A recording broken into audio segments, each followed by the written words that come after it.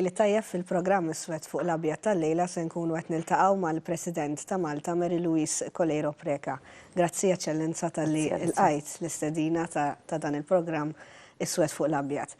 Qegħdin fil-bidu ta' sena ġdida, però ħanħarsu lura lejn l-2015. Li ma kien il-mument li l-aktar ta' sodisfazzjon fis-sena li għaddiet? Kelli diversi.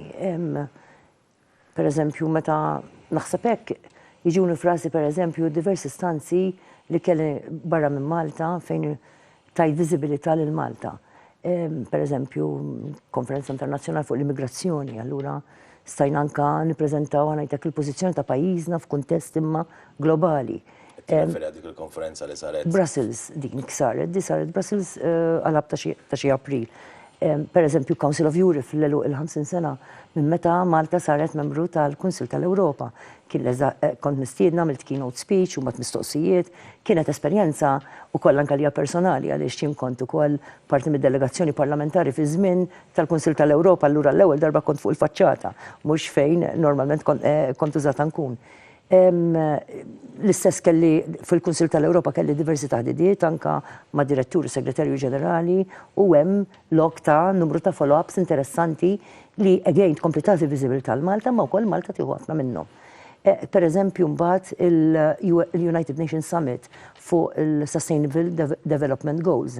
Pala President ta' pajjiżna, f'dik il-fora tal-leaders tal-pajjiżi tad-dinja, niddiskutu se jiġri sa fuq daw is-sostenibilità, l-ixxu tal-faqar, l-ixxu tal-immigrazzjoni, l-ixxu skolla ambjentali, eċetera, eċetera. Dik ukoll fil-New York kelli din l-opportunità, din l-istedina biex nagħti keynote speech fil-World Leaders Forum ta' Columbia University. Ukoll kienet marbuta ma' faqar u anke l-migration. Kont mistiedna wkoll biex nindirizza s-70 anniversarju l-World Leaders Forum ukoll imma fl-okkażjoni tas-70 anniversarju tal-UNESCO. Allura dawn huma mumenti sbieħ fejn tħoss li pajjiżna minkejja ċ-ċokon tiegħu fid-daqs, imma mbagħad hu kbir daqs ħaddieħor, allura din nħoss ċerta ferħ għal pajjiżna. Ma mbagħad lim kienu jidher li kien hemm ħafna mumenti diffiċli u sabiħ. Jekk imħarsu lura l-sena 2015, lim kienu li żied momenti diffiċli li għaddejt minnhom bħala Bla dubju ta' xejn ġewk l-inċident ta' Paqpaqli nikkitna ħafna għal luġieħ li 26 ruħ kellhom jgħaddu minnhom huma l-familji tagħhom meta ġew għal din l-attività li l-Malta Community Chest Fund hija benefiċjarja tagħha ġew biex jieħdu gost għax dilettanti naturalment tal-vetturi imma minnaħa l-oħra ġew ukoll jikkontribwixxu lej dawk in-nies li għandhom bżonn l-għajnuna tagħhom. Imma mbagħad kien hemm pereżempju dak il-mument taż-żgħażagħ f'paċi fil-dik inkwetatni ħafna kelli l-opportunità li nintaqa' ma' xħut minnhom, unfortunately qatt ma ġejt f'kuntatt ma' kulħadd għax ma kellix l-informazzjoni. Nitnikket ħafna wkoll, pereżempju traċedja tal-bira, qed ikollna ċertu traċedji fuq it-toroq tagħna tal-biki u ta' diqa kbira, jiena persuna niġi affettwata, ġi mid-dulur ta' ħaddieħor, dik it-tfajla ta' 26-27 sena, min jaf x'aspirazzjonijiet, min jaf x'xogħol, kellna ħut oħrajn bħal din. Imbagħad meta nitilfu l xi ħadd għall-marda tal-kanser, din vera dikkitni nagħmel ġifieri perjodu ta' żmien, pereżempju żgħażagħ u tfal li ltqajt magħhom bil-kanser ġew u tintaqa' mal-familja tagħhom, pereżempju bħalissa qed jiġu li frasi tfajla ta' 12 sena il-parents tagħha tewmin pereżempju qed għadhom fil-puxċer. You know what I mean, ġifieri dawn huma n-niket tiegħi mbagħad. Inti meta ġejt approċċata biex isir President, jidhir li kont qatt ma jisu xtaqt li tieħu dan ir-rol. Fl-aħħar mill-aħħar x'ikkonvinċik biex tidħol għalija di? Nistaqarru, ġifieri qatt ma spirajt li nkun President. Niftakrek ħafna taħdem. Dom ngħid fuq level ta' kostitwenza. Niftakrek taħdem meta kont f'uffiċċju legali, niftakrek tiġi taqsi fuq il-problemi ta' ħafna kostitwenti. U għara dejjem kont narak f'kostitwenza. X'waslek? U mhux f'kostitwenza biss, jiena forsi għax ġej mbagħad minn żmien il-Parlament kien kważi żmien late in my life għall-ammont ta' snin li kont diġà fil-politika. Timmissija ma l-ħidma politika fuq livelli ġifieri lokali fil-ħidma parlamentari. Jiena jekk ninqata' man nies ħan immissja ħajti, ġifieri u nistaqar ġifieri nixtieq inkun iktar man-nies, imma naturalment ir-rwol tiegħi ta' President biex xogħol li hemm ma jtinix dik l-opportunità li nkun x'inhi rrid u meta rrid u kemm nixtieq. Ġifieri jien nimmissja dak kollu. Nimmissja jekk ma nibqax kuntatt man-nies. Jiena li l-ħajja tiegħi fil-pubblika dejjem kienet kemm fil-politika kemm illum fil-presidenza għas-servizz tan-nies. Jiena people-centered person. Jien pereżempju nemmen ħafna mill-bottom-up approach. Ġifieri dejjem nemmen fil-piramida l-bażi tagħha minn hemm jitla kollox, ġifieri hemm l-er bħall-pjanta u xek l-eruq qegħdin isfel. Ġifieri inti nemmen ħafna fiha, ġifieri f'kull ħaġa li nagħmel hekk jien. Itħares allura għalkemm din id-domanda kon ħanħallu għalej l-aħħar, però qed nisimgħek tgħid kemm tħobb tkun man-nies u jien illi nafek ftit konvint minn dak li qed tgħid. Meta tispiċċa l-terminu tiegħek? Għandek xi pjanijiet? Jien għandi ħafna ħolma. Jiena l-avolja għal 57 sena għadni naħseb li nista' nagħmel nista' nagħti ħafna servizz u nista' nagħmel ħafna ġid, ġifieri l-mira tiegħi f'ħajti. Jien nirringrazzja l-Alla u din ngħidha ta' spiss, ġifieri l-nista madwari, jiena grazzja tal-Alla fuq livell personali ma jonqosni xejn, ġifieri mhux għax jiena xi persuna li investejt l-enerġija tiegħi biex nagħmel il-flus, ma miltix din, però jien kuntenta bli għandi, ġifieri jiena nirringrazzja l-Alla għandi familja inħobbu l-xulxin mhux biss ġifieri ir-raġel u t-tifla tiegħi imma bħuti. Beħsibek tertira mix-xena pubblika? Le, jiena beħsibni li ma nkunx jekk il-bambini żomm nifsaħti ma nkun fuq sieq ma nagħmel xejn. Se nkun qed nagħmel forsi fil-qasam volontarju jew l-qasam soċjali. Qasam volontarju twilit fih, allura bla dubju ta' xejn jibqa' il-passjoni ta' ħajti, l-mħabba ta' ħajti. Ġifieri għandi ħafna ħolm, ġifieri li l-enerġija tiegħi sakemm Allajt li rrid inkompli ninvestiha biex is-soċjetà Maltija, il-komunitajiet tagħna ikunu kemm jista' jkun komunitajiet li qed jgħixu f'soċjetà inklusiva. Ġifieri jiena għażilt f'ħajti li nkun champion tal-fqir, ta' min qed ibati, ta' dal-gruppi li ħafna drabi jsibu ruħhom fil-periferija tas-soċjetà. Ma żilx forsi li niċċampionja affarijiet oħra, unfortunately dawn il-gruppi li għażilt jien biex inkun champion tagħhom u nipprova bil-enerġija tiegħi nagħtihom vuċi. Mhumiex l-iktar nies li huma mfittxija jew l-iktar nies li jagħmluk tidher trendy, imma jiena żilt dik, ġifieri u dil-missjoni li nħossha b'missjoni. Irrid nibqa' nsegwiha. Fil-fatt nazzar danajt forsi illi fil-fema tiegħi kif jiena nħares lejk bħala President ta' pajjiżi.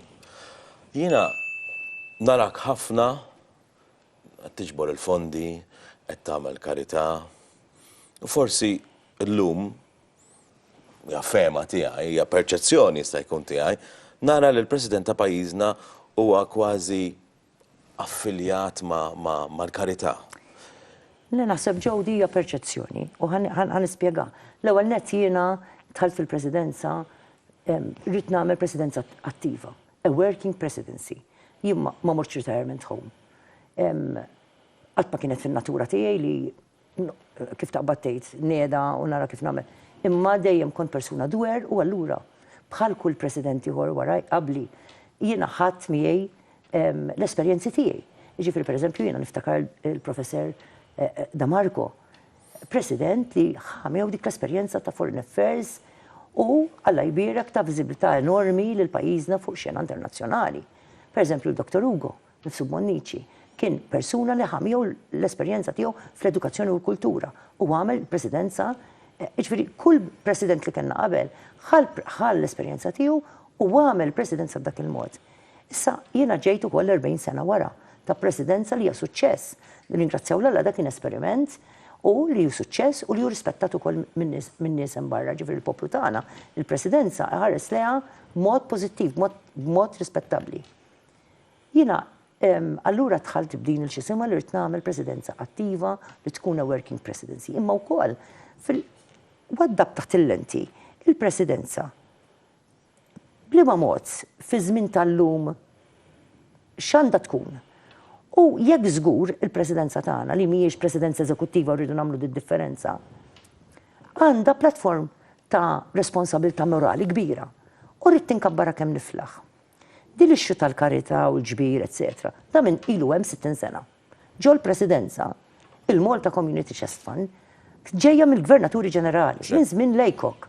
Ġifieri minn Angela Lejkok, il-mara tal-Gvernatur Lejkok dak iż-żmien, ħarġet bidea u komplet tiżviluppa ruħha u President wara l-ieħor baqa' dej biex iva u di xejn mu differenti, ġifieri mara ma naħsbux li aħna xi innovattivi fiha di jekk tħares lej non-executive presidents jew heads of state li jaw fl-Ewropa u fid-dinja, issib li kollha għandhom fondazzjonijiet, kollha għandhom organizzazzjonijiet li huma uħud minnhom charitable. Forsi fil-każ tiegħek hija iżjed missjoni, allura? Imma le, il-Malta. Peress li l-background tiegħek huwa ta' il-Malta Community Chest Fund hija biss one pillar minn dak ix-xogħol li nagħmlu.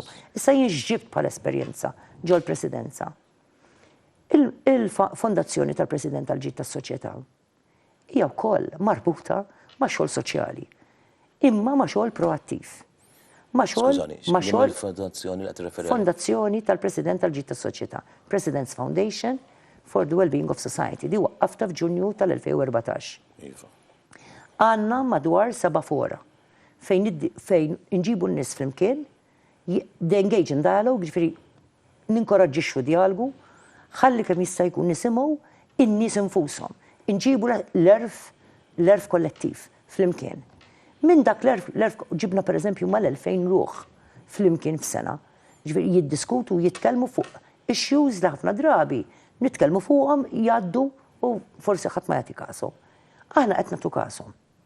U minn dak li jħorġ mill-erf kollettiv, aħna mmorru mbagħad għandna 5 research institutes fejn hemmhekk aħna nagħmlu riċerka. Pereżempju, ġibt miegħi wieħed mill-riċerka riċenti li saret. Issa din riċerka mhux biex tmur fuq l-iskaffa u timtela bit-trab. Dan pereżempju kienet problematic internet use in Malta among young people in Somal age 18 to 30.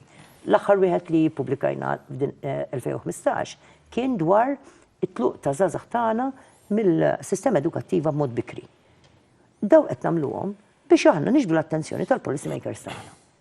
Pereżempju dan imur fuq il-mejda tal-Kamra għand kull parlamentari. Qed niġbdu l-attenzjoni għal issues. Qabel ma jisplodu jiġu problemi u challenges soċjali f'pajjiżna, qed ngħidulhom isma'. L-erf popolari aħna qed jgħidilna hekk.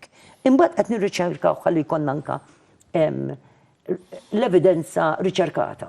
U flimkien allura, ġifier allura dan huwa l-bottom-up approach li kellimtkom fuq għandi jien Mary Louise Colero fil-presidenza a people-centered person jitla l-fuq u jmur quddiem il-policy makers tagħna.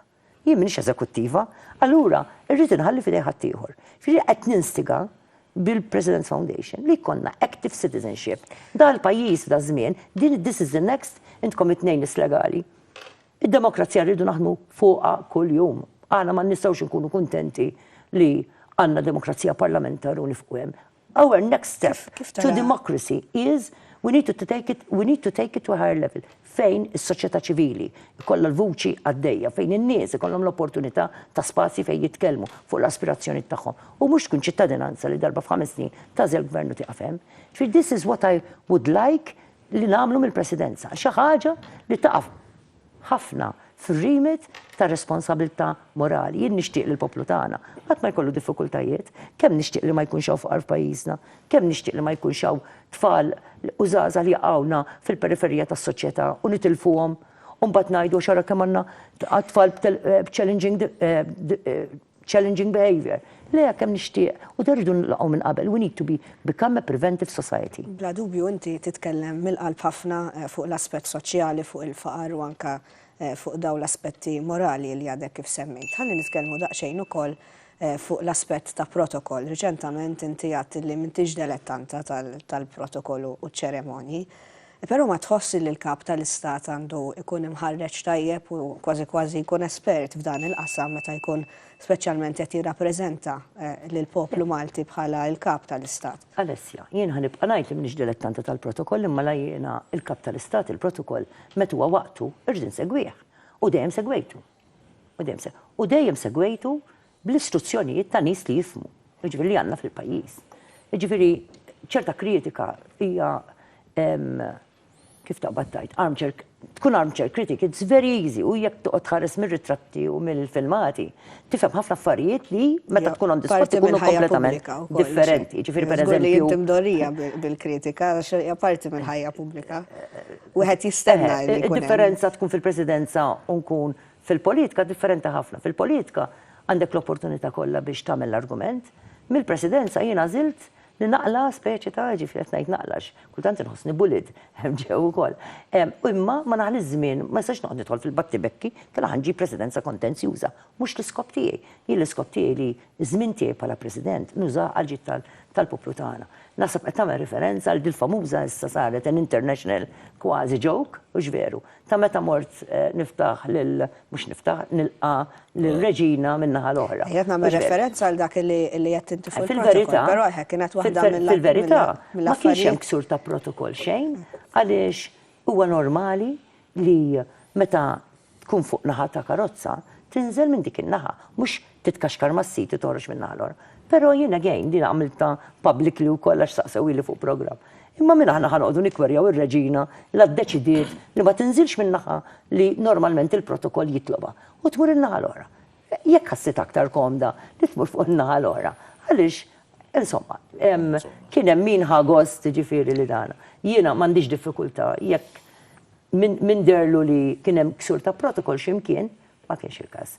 Però naħseb domanda ta' Alessia ma kienx. Le, jiena nitħaq bihom ġew, ġifieri Alla ħares kelli. Inti għamilt stqarrija li tgħid li ma nħobbx il-protokoll. U frankament saqsietek isma'. Mhux il-forte tiegħi. Mhix il-forte. Mhix il-forte tiegħi, imma għax huwa mistenni minni, taf kemm hemm affarijiet f'ħajti li għamilt alla volja nibdeq nagħmel għal ġittat ieħor, dak mistenni minni bħala kap ta' stat.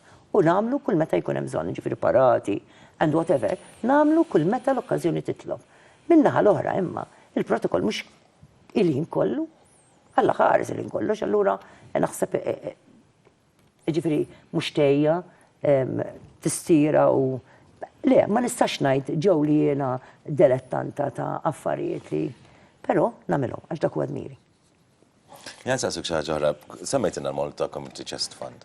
U kif tajjeb storikament il-Malta Community Chest Fund kien beda propju minn mara tal-gvernatur illi għażlet illi waqt li l-raġel tagħha jgħid gvernatura u Malta tibda tidħol f'dawn l-aspetti ta' fundraising u ta' karità. Storikament donna baqgħet din it-tradizzjoni fis-sens illi kienu dejjem imbagħad President l-President Senat Nimamu għajna mixin fejn in-nisa tagħhom they took over il-Malta Community Chest Fund. Ma naħsibx li bdiet fil-presidenza tiegħek, minix konvint li bdiet fil-presidenza tiegħek, imma l-impressjoni hija illi llum anki fil-presidenza tiegħek iżjed inti milli r-raġel tiegħek għax storikament bdiet bil-partner tiħassib, allura the wife of the president, f'dal-każ għandna the husband of the president. Però kun qed ngħid tajjeb illi il-Malta Community Chest Fund anki minħabba dan il-background tiegħek illi nammeraħ, għax naturalment kif għattajjeb inti għad background diffiċli li inti dejjem tkun qed tiġġieled għal minnu fqir, għal minnu marġinat.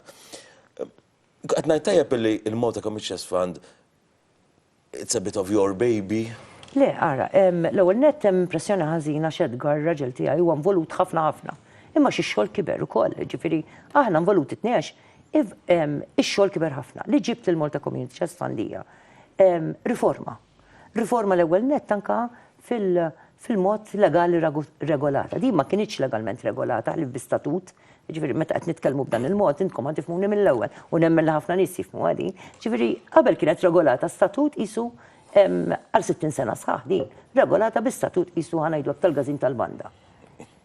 Mhux hekk ġifieri le, ta' statut le mhux NGO, bħal statut tal-ġifieri Gażin tal-Banda llum hemm uħud minnhom NGOs ġifieri u reġistrati. U jiena ddeċidejt isma' wasal iż-żmien fl-2015 li din l-organizzazzjoni li ħafna kulħadd ta' din l-importanza fil-presidenza u saret jingħidilha National Charity di. Il-National Charity di għax li tagħmel il-Community Chest Fund l-ebda mbagħad NGO ma tagħmlu. Ġifieri għandna ħafna NGOs qed jagħtu ħafna servizzi, però das-servizzi li tagħti il-Malta Community Chest Fund l-ebda NGO ieħor ma issa nispjega taf il-każ. Allura jiena il-mod ta' kif nistgħu nirregolaw hija li tmur din taħt il-kodiċi ċivili. Billi issir fondazzjoni. Ġifieri llum aħna il-Malta Community Chest Fund ma diex bi-statut bħal kwalinkwe klabb jew semmejt il-Gazin tal-Bandaġu huma l-iktar kif tabbattaj komuni. Illum hija regolata bil-kodiċi ċivili. U allura di għandha dak kollu li hemm bżonn biex ikollha legal framework ċar kif trid topera. U għaliex għax jixraq lil-Maltin u l-Awċin li il-National Charity tagħhom. Fatt kien ma reġistrajtix mal-Kummissarju tal-Għaqdiet Volontarji. Aħna ovvjament kull ma nagħmlu jiena għandna Italija jien għandi il-professor Ian Refalo. Ġifieri again probabbli intkom għallimkom ukoll x'hekk kif għallem lili għax naħseb l-avukati tal-lum kollha għaddew minn taħt il-professur Refalo u għal my constitution advisor. U din l-issue ta' reġistrazzjoni qas qamet taħt il-presidenza tiegħi. Ġifieri din ilha tal-inqas jilli niftakar mill-gazzetti ilha xi 3 presidenzi. Però nista' nserraħlek rasek ġewwa Alessia u lil naturalment telespettaturi tagħna.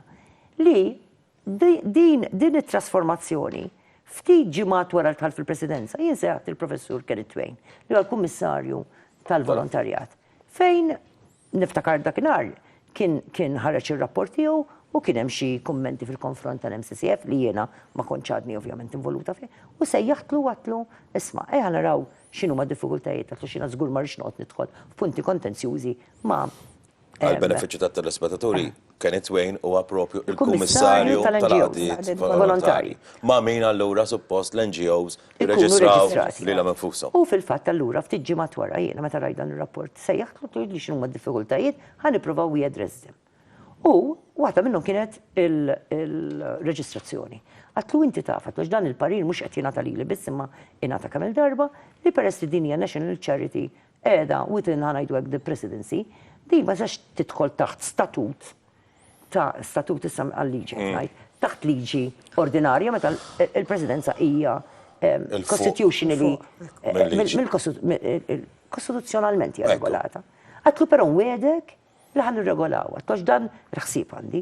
U allura morna biex nirregolawha bħala fondazzjoni taħt il-liġi ċivili, ġifieri jekk maħniex regolarizzati taħt il-liġi tal-NGOs, aħna regolarizzati llum il-Malta Community Chest Fund taħt il-liġi ċivili, ġifieri regolarizzati bil-liġi. Però bil-foundation, Issa xtaqt ngħidlek ġew, x'ġib ġdid ġol MCCF.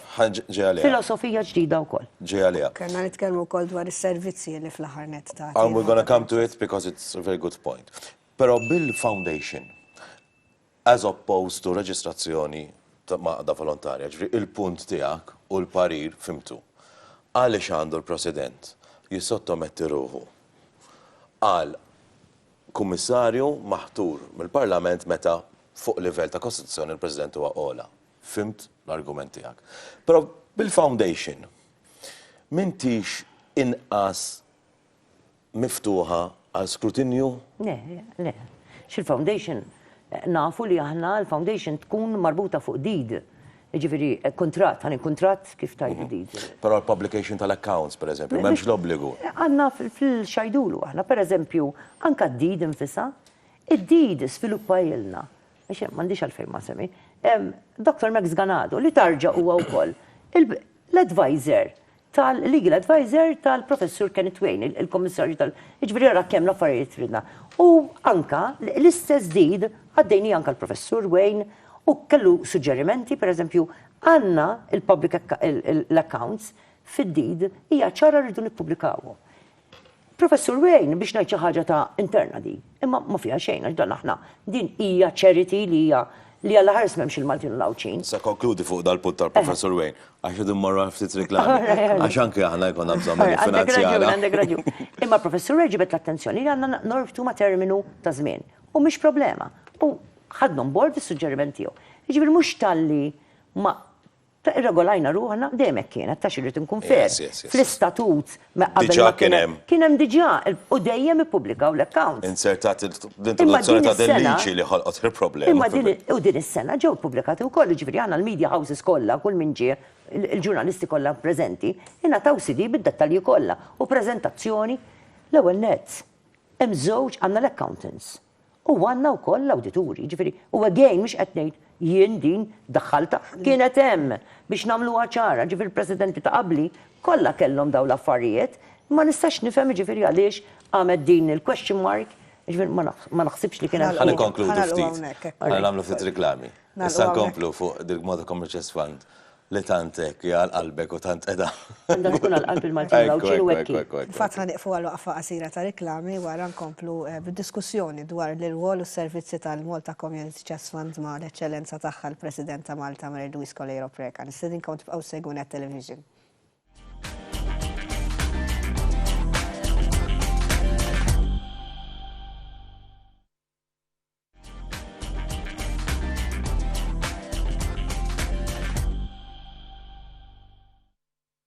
Nilqakom lura l-programm Iswed fuq l-abjat illum qed niltaqgħu mal-President ta' Malta Mary Louise Colero Preca.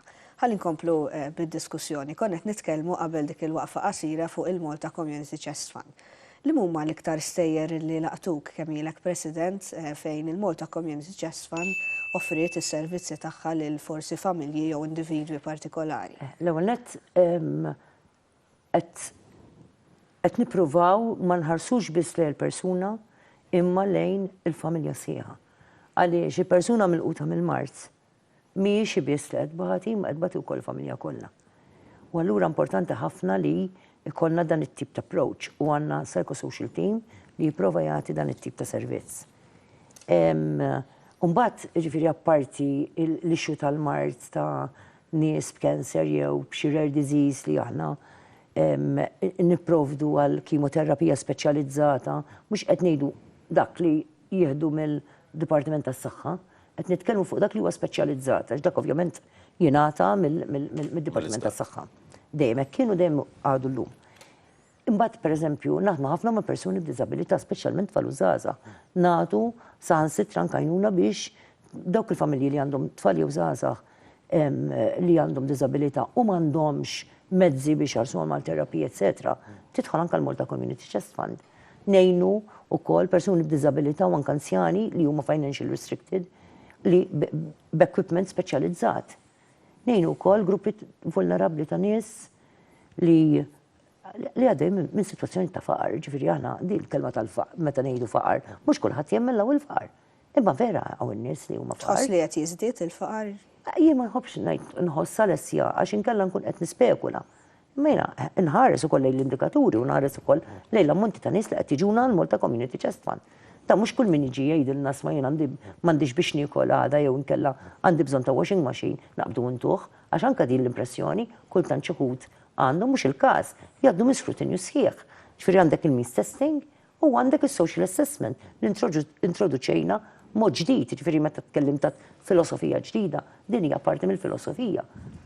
Illum anke daħħalt ukoll il-livell tal-appell. Qabel hemm id-deċiżjoni u tieqaf. M'għandek il-ħadd min tistaqsi. Illum tagħmel appell u jerġa' l-każ tiegħek jiġi rikkunsidrat.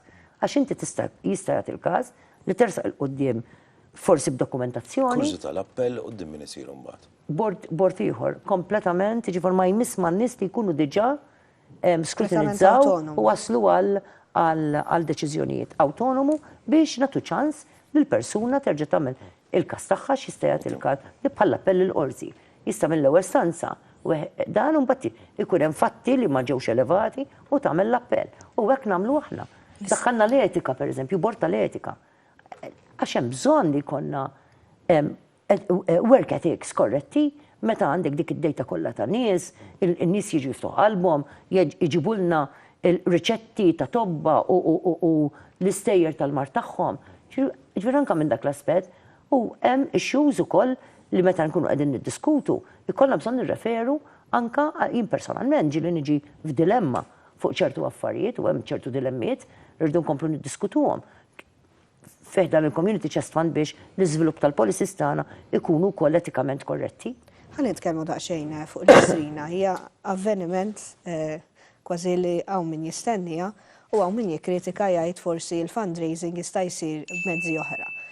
Inti kif tħares ma' dawn iż-żewġ veduti, ġifieri tesplora mezzi oħra kif jibqa' jsir fundraising? Alessia, fil-fatt aħna qegħdin nesploraw, inna nesploraw għal numru issa kemm jiena dal-waqt nara sentejn fil-presidenza, mhux faċli li tajta raħanna minn fejn ħanġib sens ta' sostenibilità lil Malta Community Chest Fund. L-ewwel net fejn jidħol Mart u daw li xus, rarament, mhux għadni ma smajtx laqqas pajjiż wieħed li ġab sustainability fil-welfare systems tiegħu jew inkella fil-health systems tiegħu, però xorta ħana qed nagħmlu l-evaluation jekk alla jrid in the coming months se jkun hemm ċertu options li we will venture into them. Għax jekk aħna jirnexxielna nġibu mezzi finanzjarji għal Malta Community Chest Fund li lin minn forsi events li jkollhom bil-forsi siru, aħna nagħmlu dan, ħalli mbagħad ukoll. Aħna rridu ngħidu li l-poplu tagħna hu li hu, ġifieri dan il-contributions fund li hemm nazzjonali ma jeħdux kollu l-Malta Community Chest Fund, aħna n-naqdiet li jagħmlu mit-telefonija fit-3 sigħat programm daqs kemm nagħmlu fit-12 sena, 12 siegħa telefonija tal-istrina. Jiġifieri aħna jirnexxielna nirrelivjaw ftit minn ċertu events, dak allura dak il-contributions fund ħajikber ħalli anke għaqdiet oħra ikunu jistgħu jieħdu iktar xer. Rridu ngħidu wkoll li mill-istrina inqasmu 900,000 euro lill-għaqdiet dis-sena li wkoll hawnhekk din apparti mill-filosofija ġdida li ġibna fil-Malta Community Chest Fund.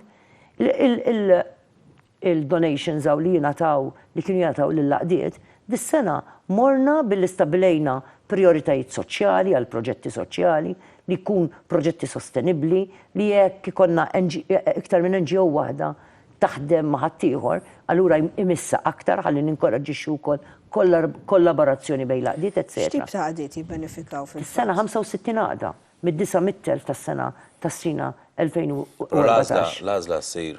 Board, għandna board immexxi mill-Professur Karn Borġ, żewġ rappreżentanti tal-Kunsill tal-NGOs, tal-għadiet volontarji, għandna l-Professur Janet Mifsud, għandna finanziera, għandna bankiera, għandna nies esperti fil-fund management u krejajna dal-xismu. U għan kappell, ġifieri jekk jiena għaqda, applikajt bi proġett soċjali u intom l-evaluation board għattu le minn tix eligibli, jiena għandi dritt li nagħmel appell ukoll. Ġifieri kull ħaġa li ssir kull għandhom id-dritt li jikwerjaw ukoll jiċċallenġjaw. Fil-budget ta' sena 2016 fil-fatt, il-Gvern ħabbar dan l-inċentiv ta' taxxa fejn dawk il-kompanija li jagħtu mill-inqas 1,000 euro għandhom dan l-inċentiv. Ma taħsibx li hekk l-istrina qiegħda tingħata vantaġġ fuq NGOs oħrajn, ma taħsibx li bekk qegħdin forsi ninkoraġixxu lin-nies li jmorru għand l-istrina u forsi ma jmorrux għand NGOs oħra li wkoll għandhom id-diffikultajiet ta' riżorsi. Jiena għamilta ċara ġew, ġifieri għalija tista' tinfetaħ għal kulħadd. Ġifieri qed għamilta ċara din meta ħabbarna propju l-accounts tal-Malta Community Chest Fund, ġifieri fuq din kulħadd jaf fejn qiegħda x'jiena għamilta ċara. Rridu però nagħmlu differenza bejn il-Malta Community Chest Fund u anke qdiet oħrajn volontarji. Kulħadd qed jagħmel ħafna servizzi tajbin. Però l-Malta Community Chest Fund m'għandix allocations minn budget nazzjonali xejn, ġifieri ma titħallas mill-gvern għas-servizzi li nagħtu, għad kbir ta' NGOs li għandna, jiena u imħallsin ukoll għas-servizzi li għatu. Ġifieri hekk għandu jkun għax jiena nemmen, anzi kelli l-opportunità ta' meta kont sena Ministru, jien stess bdejt niżviluppa dawk ngħidulhom il-PSPs, il-Public Social Partnerships, għax nemmen fiha din. Ġifieri żgur li mhux ħalli kritika xi ħaġa li nemmen fiha. Ma pożizzjoni tiegħek hija ċara. Nista' ngħidok x'imkien ieħor. Mela, anzi aħjar. Laqgħa internazzjonali ta' madwarna. Tinkwetak bħala President? Tinkwetani ħafna u tinkwetani wkoll fil-kuntest ta' pajjiżna mhux f'terms ta' x'inhuma ta' biża' ta' attakki fuqna. Bħala President li qed tirrappreżenta l-pajjiżna. Kif x'taħseb għandu jkun ir-rwol tiegħek f'sitwazzjoni bħal din? L-ewwel nett importanti li nkun informata. Jiġifieri b'dak li jkun qed jiġi ovvjament jiena tinsewx jiena non-executive president, allura jiena l-informazzjoni tiġi minn il-Prim Ministru. Però hawnhekk qed nirreferi b'mod ġenerali għal dak li qed jiġri madwarna, ġifieri kulħadd informat dwar x'qed jiġri fis-Sirja, fil-Libja, fl-Iran, fl-Iraq. Jiena nħobb ngħid il-verità u kultant ġifieri ma tantx impopolari għax ngħid il-verità. X'inhi l-istorja? Ġifieri l-ixxu tal-immigrazzjoni pereżempju. Fejn għandek dal-konflitti L-Sirja 10 miljuni ta' ġew displaced. Ġifieri dal-poplu 10 miljuni minnhom iċċaqilqu. Ġifieri hemm il-Ġordan mal-10 miljuni, hemm mal-10 miljuni ġo Turkija, mal-miljun ġew l-Ewropa. Kena l-attakki terroristiċi f'Franza. Tal-pajjiżi oħra wkoll. U din jiena għaddaba taħt il-lenti. Jiena kull darba u din dal-argument għamiltu fil-Kunsill tal-Ewropa f'Ġunju ma konx naf ovvjament ġej f'Pariġi propju f'Novembru. Għalkemm kien hemm l-esperjenza ta' Jeswi Charlie. Okej, ma mbagħad l-oħra kienet ħafna iktar widespread. Għax tgħidli ġifier xejn mhu skużabbli, ġifier anke kieku weġġa' bniedem wieħed u baqa' ħaj ukoll mhux skużabbli. Però naħseb li rridu wkoll apparti li this is a global issue, mhijiex issue tar-reġjun tal-Mediterran jew issue tal-Ewropa biss, imma hija issue tal-komunità internazzjonali kollha kemm hi u rridu nħarsu lejn root causes u jiena naħseb issa again ġifieri mhux qed nitkellem ta' persuna li ovvjament fidmilli nosserva x'inhu għaddej u kollha anke jiena x'interessani. Naħseb li tħallew ħafna żmien is-Sirjani jafġu bejniethom u allura in the meantime l-iscourge tal-ISIS kiber, spreadja, etc. Allura rridu nħarsu lejn root causes, imma at the same time rridu nistaqsu wkoll.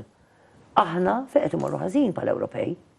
Għaliex daw iż-żgħażagħ li twildu trabbew ġol Ewropa u li suppost qed jieħdu l-benefiċċju tad-demokrazija tagħna, tad-demokraziji tagħna, daw li jażlu li jmorru ġas-Sirja,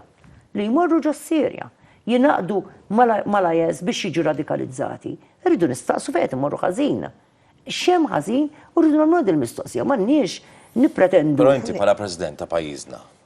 Sambat fil-kuntest ta' Malta, għalhekk jiena nitkellem fuq it-tieġa li rridu nifhmu il-kompożizzjoni tas-soċjetà tagħna llum, tal-komunitajiet tagħna llum, li aħna llum qed insiru bħal kumplament tad-dinja soċjetà multikulturali u li għandu jkollna rispett bil lejn xulxin u li għandna nitkellmu ma' xulxin u ma nibżgħux minn xulxin u m'għandniex neskludu nies li forsi m'għandhomx it-twemmin tiegħi, m'għandux il-kultura tiegħi, imma għandi kemm jista' jkun nagħmel ħilti biex nifhem il-ħadd għaliex għax illum għandna familji li huma Kristjani u għandhom membri tal-familji tagħhom li żżewġu u llum Musulmani. Allora dawk ma jibqgħux Maltin, ma jibqgħux parti mill-familji tagħna, x'irridu noqogħdu attenti li bi kliemna u bl-imġiba tagħna, u għalhekk nitkellem fuqhom daw, ma hemm xi ħud ma jarawniex popolari, ma this is reality. Allura aħna rridu li nkwiġġu l-familji tagħna issa. Alla ħares. Jista' jkun da u jista' jkun fit-triq tara ma naħsbux li s-Sirja l-bot, il-bot jew il-Libja l-bot. Nistgħu aħna stess mingħajr ma nafu we are embittering żgħażagħ tagħna għax maħniex qed inkunu respectful u tolleranti u acknowledging il-realtà ta' madwarna. Ħammorru fuq suġġett ieħor li inti spiss qed titkellem dwaru joħroġ ħafna mill-iskejjel tagħna, il-bullying. Iva. Xiex toħroġ l-interess tiegħek li qed tieħu f'dan is-suġġett partikolari. Jiena mmur fl-iskejjel. Dan huwa meta konna qed nitkellmu fuq il-momenti sbieħ tal-2015, dawn kienu l-momenti sbieħ tal-presidenza tiegħi. Ġifieri ta' żmien tiegħi fil-presidenza. Il-kuntatt tiegħi ma' żgħażagħ u tfal tagħna. Jien imur fl-iskejjel mhumiex visi ċerimonjali, ġifieri again il-protokoll inħallih il-palazz imma mmur hemmhekk bħal ovvjament il-President ta' Malta. Imma b'mod li jiena lesta impoġġi magħhom u nismagħhom. U allura jiena nirringrazzja minn hawnhekk id-diriġenza tal-iskejjel u l-allima ikolli preparati diġà żewġ gruppi f'kull skola ta' żgħażagħ jew adolescenti u tfal etajiet differenti u nagħmel session magħhom. Jiġu huma bl-aġenda tagħhom u jitkellmu fuq xi iridu. U allura l-issue tal-bullying din nara jekk ikolli tgħidli inti x'inhuma s-suġġetti 1 u 2 l-ewwel u t-tieni. Li jsemmuli tfal. Jew number 1 bullying u 2 l-ambjent, jew number 1 ambjent u 2 bullying. U l-issue tal-bullying mhijiex qed taffettwa l minu bullied biss. Qed taffettwa wkoll il-bystanders li jaraw il xi ħadd jiġi bullied. Apparti mbagħad il-bully nnifsu għandu bżonn għajnuna wkoll.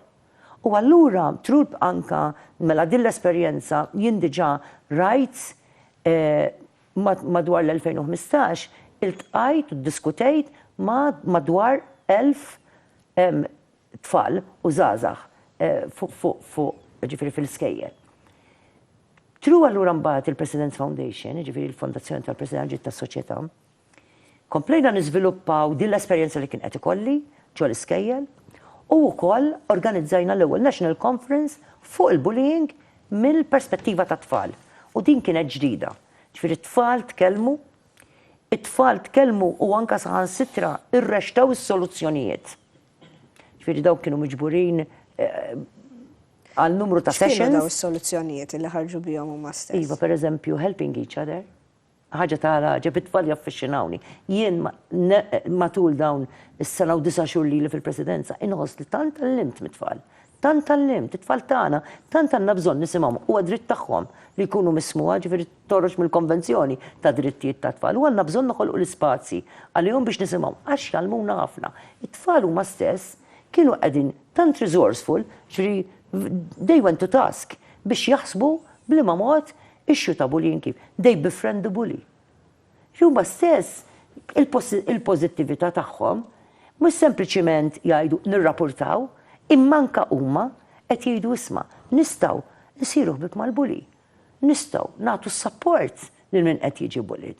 Nistgħu nenuh jekk qed jibża jirrapporta x'għandna ħafna min jiġi bullied jiġi jibża jmur għal-rapport, nenuh ukoll biex isir rapport ħalli jkun hemm l-għajnuna li hemm bżonn.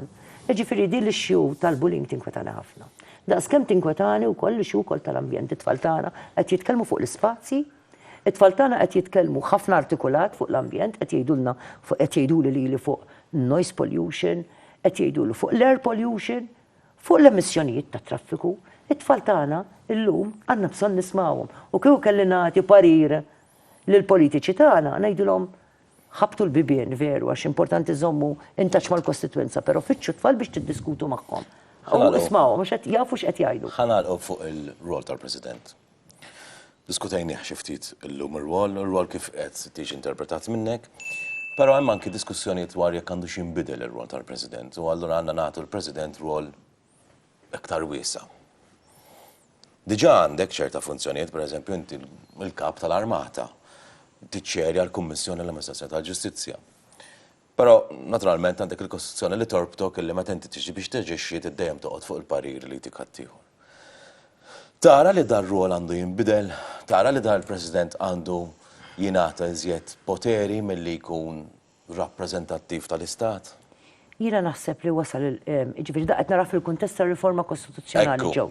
Jien mhix qed nara in isolation, ġifieri naħseb anke l-kuntest tar-rwol tal-President f'kuntest issa tax-responsabbiltajiet għandu jkollu, nara anke f'kuntest tat-tisħiħ tal-istituzzjonijiet tagħna fuq livell kostituzzjonali, ġifieri qas naraħna in isolation. Ġifieri jiena pereżempju nistaqsi jekk il-Presidenza tagħna mhix eżekuttiva. Allura kif il-President tagħna ikun iċ-ċer tal-Kummissjoni għall-Amministrazzjoni tal-Ġustizzja u saħansitra għandu l-casting vote.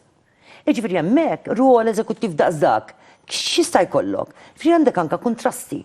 Allura jiena ngħid l-ewwel nett, ġifieri illi ngħid anke publicly il-Kostituzzjoni tagħna għandha bżonn terġa' tmur taħt il-lenti. Ħalli naġġornaw għax dina hija lodda minn fejn joħorġu drittijiet tal-poplu tagħna u naturalment fil-kuntest ta' żminijiet inti kull lodda trid taġġorna ħalli tkun effiċjenti kemm jista' jkun għaż-żminijiet tal-lum u trid tirrifletti l-aspirazzjonijiet tas-soċjetà Maltija. U fejn kieku tagħmel iżjed poteri eżekuttivi għall-President? Le jiena ngħid li din għandha tkun diskutibli. Għax il-President se jkollu rwoli. Fil-Broadcasting Authority. Ma mbagħad hemmhekk jiena laqas inqishom bħala ir-rwol eżekuttivi hija ta' ċertu deċiżjonijiet li jappartjenu iktar lill-eżekuttiv. Hemmhekk jien ma narax li l-President għandu jidħol. Għaliex għax hekk se nagħmlu hekk, allura rridu nġibu l-President elett mill-poplu. U jiena ngħid jekk il-Presidenza tagħna se tispiċċa eletta mill-poplu, titlef ħafna minn dik ir-responsabilità morali li kull President li kien hemm id-91 ħanitilfuha di għax imbagħad jiena kont fil-politika tibda taħseb fil-voti.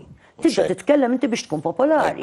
U allura hemmhekk tibda tonqos ħafna diżastru. Imma mbagħad għandek ċertu istituzzjonijiet li huma kostituzzjonali li għandhom ċertu hemmhekk iva. Imma rridu narawhom f'kuntest. Ġifier qas irrid nibda nisparla b'ċertu mod għax inkella ma naħsibx nagħmel ġid il-diskussjoni li nemmen li trid issir u nerġa' nieħu l-opportunità biex il-partiti jersu ħajbdew. Għaliex għandna bżonn li naġġornaw l-aqwa għodda li l-poplu tagħna għandu li minn hemmhekk toħroġ l-assigurazzjoni tad-drittijiet kollha tiegħu, tad-drittijiet tiegħu. Imma jiena presidenza, jiena meta dħalt fil-presidenza kif għattilkom, jiena mort retirement home, jiena mort bl-iskop ta' presidenza attiva. U anka din, ġifra ta' kelli meta ġejt innominata mill-Prim Ministru, kienet kważi for granted. Mhux kważi for granted, għalet bl-aktar moċċar. Rrid ukoll nimmodernizza u rrid nimmodernizza, nkompli nimmodernizza il-presidenza. Forsi qajjem ċertu mistoqsijiet. U naħseb u l-moment fejn il-poplu tagħna. Ħuda rispont. Propju biex tagħlaq. Dwar fejn tara l-presidenza tiegħek sejra f'dawn l-aħħar sentej u nofs. Jiena rrid nikkonsolida l-istrutturi li jiena żviluppajt tal-presidenza ħalli jiġi min jiġi warajja ma nagħtihx jew ma nagħtihiex kedda. Imma anka jekk forsi l-forte tal-persuna mażula ma tkunx forsi l-qasam soċjali, ma tant hemm xogħol tajjeb f'dawn l-istrutturi għaddejjin li nixtieq li dawn ikunu sodi biżżejjed biex jibqgħu għaddejjin anke on their own. On their own fis-sens taħt il-xajdunu. Allura wkoll anke l-ixxu ta' qed nagħmlu ħafna restawr tal-Palazz ta' San Antonio jekk Alla jrid dalwaqt nibdew ukoll restawr fil-Palazz ta' Verdala biex il-palazzi tagħna per eżempju, qed nżidu l-state rooms. Noħorġu l-uffiċini minn ġol palazz, għal żidu l-state room fil-Palazz ta' San Antonio. Rrid nibqa' wkoll nkun katalista biex nippromovu l-kultura. Għamin kważi kull ġimgħa jkun hemm xi ħaġa kulturali għaddejja f'xi palazz jew fieħor. Ġifieri dawn l-affarijiet kollha nixtieq li nkomplu nagħmel. Imma rrid ukoll jien nixtieq nibqa' President tal-poplu. Allura l-mistoqsija li se nagħmel il-poplu tagħna rridu nixtieq li janalizzaw ħantihom ftit xogħol. X'tip ta' presidenza rridu fl-2016? Rridu presidenza isa l-monarkija? Ġifieri jkollok ir-reġina ħadd ma jersaq leha? Jew u tersaq bil-qis? Jew rridu president. Minn xi sit ieħor. Jew toħroġ mill-bib jew rridu president li jkun qrib in-nies. Grazzi. Il-funzjoni tal-protokoll iżomm mal-okkażjonijiet ċerimonjali tal-istat. Narqu hawnhekk. Grazzi tal-ilqajt. Lit-telespettaturi tagħna ġejna fit-tmiem. Programm ieħor iswed fuq l-abjad nirringrazzjaw lill-President ta' Malta Mary Louise Coleiro Preca u lilkom tal-li kontu qed issegwuna. L-kumplament tal-lejl it-tajjeb. Grazzi tal-attenzjoni.